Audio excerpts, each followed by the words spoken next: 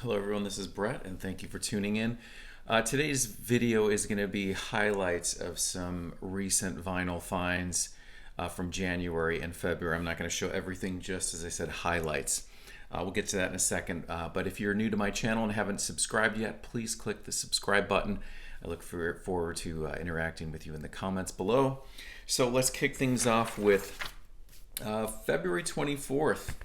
Saw the release of David Bowie Divine Symmetry, also subtitled An Alternate Journey Through Hunky Dory. And what's been happening with the Bowie catalog, starting with Space Oddity, is they've been doing alternate mixes of the album and sometimes adding in an additional song into the track listing. Space Oddity had Conversation Piece, one of my absolute favorite Bowie songs, inserted in there, and then the rest of the album is just alternate mixes, which makes for a really fascinating listening experience when you've grown up with these albums and you're used to all the nuances and you hear slight differences.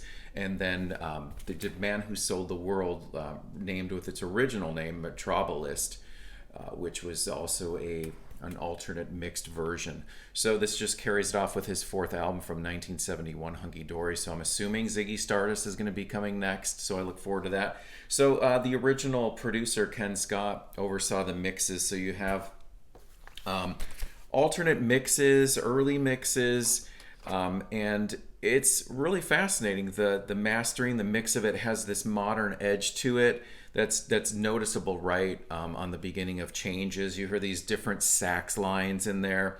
The outro chatter at the end of Life on Mars. And this one has the addition of Bombers, which was a previously unreleased track back when I was younger, and this was my gateway to Hunky Dory, was the Ryko reissue of the album on CD back in the early 90s, which tacked on 4 additional bonus tracks, and Bombers came after Bowie Brothers. So I was really concerned when I saw that Bombers was in the track listing, and it appears on side B right in between Fill Your Heart and Andy Warhol. And I was thinking, right after Fill Your Heart, you hear that little bah, bah, bah, bah, and you're so used to Andy Warhol coming up, and I felt like, oh my God, is that going to be ruined? And then Bombers came in, and it actually kind of worked. So it was a nice surprise, and I thought they did a great job with actually weaving that right into the track listing. So I thought that was cool, and we're going into this knowing that we're not getting Hunky Dory as it came out. We have it there to listen to. So this is just an alternate take on it. My absolute favorite moment on there was at the end of Bowie Brothers. The vocal away on that little vocal part, please come away, and there's these different vocal parts in there that you can tell they probably brought back in from the that was multi-tracked and brought certain levels up, and you hear some slight delay, which is a musician term for echo, on some of the vocal parts and some of the quieter moments. So it was really fascinating. So I'm all in on these alternate mixed Bowie albums, and this just comes on black. It does have a booklet with some photos of Bowie from that era, and it has the lyrics, and then it just gives you just a little rundown on where these mixes are from. Bowie Promo, which was a promo release that came out back around the time of the album, and original mixes of Oh You Pretty Things, 8-Line Poem, Kooks, etc. And then the 2021 mixes of Changes, Life on Mars, etc. Quicksand was great. Song for Bob Dylan was really cool as well. 8-Line Poem, something about 8-Line Poem, which is this short segue song, I would kind of consider it, after Oh You Pretty Things, between Oh You Pretty Things and Life on Mars. And for some reason, that song jumped out a lot more and felt more like a complete song rather than just almost like a musical segue. So yeah, check that out, Divine Symmetry. Next up, this came out back, I bought it the day it came out, back on, what was it, January, oh my God, January 6th. This is the 19th album from Iggy Pop. This is called Every Loser. I'm a huge fan of Iggy Pop. I got, the Idiot on display over there. Lots of guest musicians on this one. I knew Eric Avery from Jane's Addiction was going to be on here. I didn't know what song it was, and then Sarah and I were listening to this, and the song called what was it called? Where's my notes here? Comments. The bass kicked in, and I was like, "There's Eric Avery right there." It's actually the highlight of the song. It's got these cool, almost new wave synths in there. Just a great listen. And Iggy Pop's been releasing just a stream of albums in these recent years that are highly enjoyable. It also has Josh Klinghoffer, who was John Frusciante's 10-year replacement in the Chili Peppers, and he's currently on tour replacing Dave Navarro with Jane's Addiction. So yeah, there's Iggy Pop, Every Loser. Next up, this is the fourth album from Margo Price. This is called Strays. This came out back on January 13th. I got it the day it came out. And this is the indie exclusive version on this cool purple smoke, I think they're calling it. Got the printed inner sleeve. I got in on Margo Price right away with her first album, Midwest Farmer's Daughter. I spent a lot of time in Nashville back then, and Margo Price is based out of there. And that album is pretty untouchable in her catalog. I really like everything she's released since then. A good album from start to finish. Not really any standouts for me at this point. I've listened to it probably a handful of times, just haven't had a real deep dive on it. But there is one line that just jumped out to me on the closing track, Landfill. And it's the opening line where she says, "I could build a landfill of dreams I deserted." And I thought that was just pretty powerful. So Margo Price, if you're unfamiliar, kind of in the country realm, modern country, but it does have, it makes me think of at times like Fleetwood Mac, self-titled Rumors era Fleetwood Mac. A great vocalist, songwriter, definitely check her out. If I had to recommend a starting point, once again, Midwest Farmer's Daughter. Her debut, stellar. All right, so those are the new releases. Next up is, let's see here, what are we going to do next? Let's do this one. So Xeno and Oaklander, I have to give a shout out to our friend Frank over at postpunk.com. I was familiar by name this group for a long time. And then Frank, when he contributed to our best albums of, I think it was 2021, I think this was his number one choice. And my band Audra is going to be supporting them on their tour next month, April 12th at the Nile in Arizona, for those of you interested. So I started listening to this, and I was just really, really into it. So we got the record. This is the blue vinyl edition. So how do we talk about the eighth album? It's on Deus Records. We're filing this in our synth pop industrial, but it's all analog synths, drum machines. The vocalist, she reminds me of Mickey from the band Lush. So if you can imagine like those style of vocals mixed with maybe like, and this is just a loose comparison just because they're a big name, Depeche Mode Speak and Spell era, or maybe Kraftwerk. Very catchy. One song she sings in French, but my absolute standout favorite is the opening track, Infinite Sadness. Also check out Technicolor. Also has hints of some New Order, but Xeno and Oaklander, I think a lot of you guys would enjoy this out there. And this is called Video. Eighth album, actually.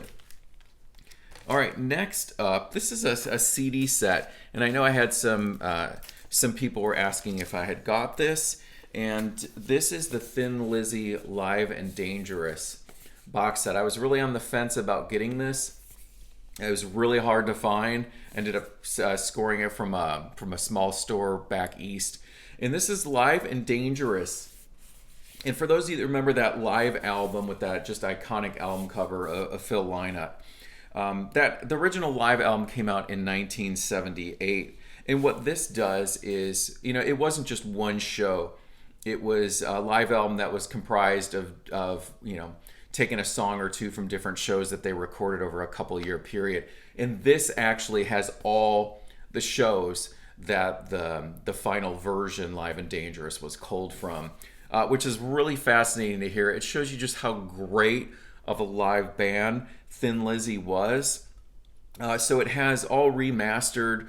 It has the disc 1 is the actual original show, Live and Dangerous, and then disc 2, disc 3, all the way through 8 are all the different shows. There's one from my favorite one on this one that I've listened to is the Toronto one. Such great versions of Still in Love with You. It's fascinating to hear how that song evolved. The guitar solos, just you have that iconic era with Scott Gorham and Brian Robertson, their dual guitars. As I said, it's an 8 CD set. I'll just leave it there right now, but if anyone has any interest in me showing this in more detail and doing like an unboxing of it, just let me know in the comments. But highly recommend this as well. And I know I talked about it in my record store day on the UK list of 2023. One of the shows is actually, I think it's the November 14th one. I could be wrong. You'll have to check on that video. I'll leave a link for that. That show is getting a vinyl reissue for Record Store Day 2023 UK. So Thin Lizzy, Live and Dangerous. Next up, here's a reissue of the 1997 album from Liverpool's Echo and the Bunnymen. Evergreen was the first album that reunited Echo and the Bunnymen after Ian McCullough with Echo and the Bunnymen after the self-titled one came out in 1987, the album with Lips Like Sugar. Echo and the Bunnymen did an album after that with a different singer after Ian left. That was the 1990 album Reverberation. So 97 brought them back together. They released Evergreen. This is the exclusive on, who released this? The Rough Trade exclusive on, guess what color it is? Evergreen. It's on green vinyl. It's got the cool inner sleeve of them on in a helicopter there. And this is a really excellent, later era. I mean, it's like 97, so it's actually 26 years old now. It still seems like a modern one. I've always had this on CD. There's a lot of standout tracks on this one. Nothing Lasts Forever. You have I Want to Be Here When You Come.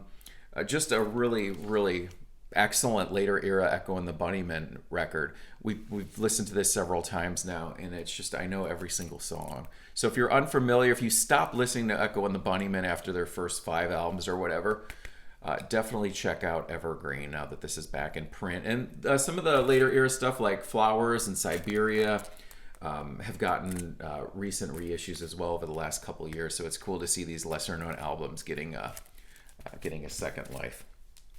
That's Evergreen. All right, next up, this one. So Sarah got us on this Cardigans vibe a few weeks back. My knowledge of the Cardigans was fairly small, just knowing a few songs from the Swedish group, and we were playing and watching music videos, and I was just so into it. And this is a reissue of Gran Turismo, which was their their 4th album, I think. Yeah, their 4th album. It originally came out in 1998. We're filing this in our classic alternative section. Erase, Rewind, Higher, My Favorite Game. Just some really excellent stuff. Most people probably remember the Cardigans from that song Love Fool, which was a pretty popular single back in the mid to late 90s. But definitely check out Gran Turismo.